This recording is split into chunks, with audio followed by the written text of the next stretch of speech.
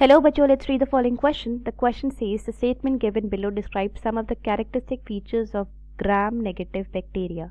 Read them carefully and mark them as true and false.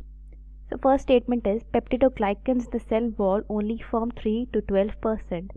Second is they produce exotoxins. Third, the examples of gram-negative bacteria are Streptomyces, Staphylococcus, and Streptococcus. Fourth, the cell wall in these bacteria is single-layered containing teichoic acid.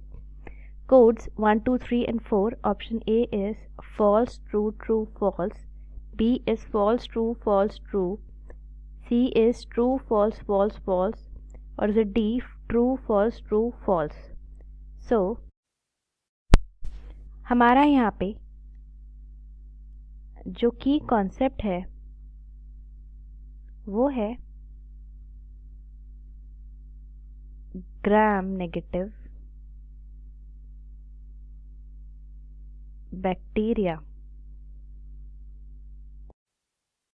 जो first statement है that is peptidoglycan in cell wall form only 3 to 12%। So जो हमारे ग्राम negative bacteria होते हैं, ग्राम negative bacteria की जो cell wall होती है वो होती है थिन, और इनमें जो पेप्टिडोग्लाइकन की लेयर है वो काफ़ी थिन होती है और वो होती है अराउंड 10% अप्रॉक्सीमेटली, एंड अगर हम देखें तो it could be 3 to 12% and that is all. जबकि जो हमारे ग्राम पॉजिटिव बैक्टीरिया है उनमें अराउंड 60 to 70% पेप्टिडोग्लाइकन हो सकता है। सो ग्राम नेगेटिव बैक्टीरिया में पेप्टिडोग्लाइकन बहुत कम होता है, so that is true. Second statement is they produce exotoxins. So हमारे जो ग्राम पॉजिटिव हो या ग्राम नेगेटिव हो, दोनों ही बैक्टीरिया एक्सोटॉक्सिन्स प्रोड्यूस करते हैं। सो हमारा जो सेकेंड स्टेटमेंट है that is also true. Third statement है हमारा the examples of gram negative bacteria is streptomyces, staphylococcus and streptococcus. So स्ट्रेप्टोमाइसीज,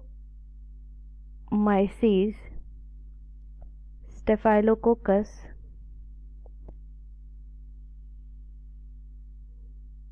और स्ट्रेप्टोकोकस ये तीनों हमारे हैं ग्राम पॉजिटिव बैक्टीरिया। सो हमारा जो ये स्टेटमेंट हो जाएगा ये हो जाएगा इनकरेक्ट, क्योंकि ये होते हैं ग्राम पॉजिटिव। सो हमारा ये स्टेटमेंट हो गया, दिस इज़ फॉल्स।